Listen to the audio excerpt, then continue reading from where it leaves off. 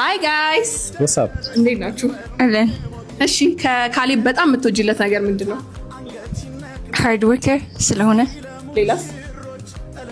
ጭንቅላቱ ስለሚያስብ። በሰም ነው ባይ ዘ ዌይ። እሺ ከሷ በጣም የምትወድላት ነገር?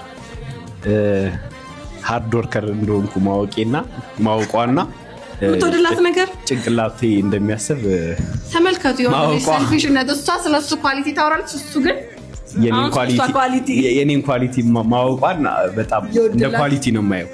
እሺ ባጭሩ እኛ ሜርኩሪ ፒክቸርስ ኤንድ ብራይዳል ዞኖች ብንድራችሁ ደስ እንደሚለን ታውቃላችሁ። ግን አውቄ ነው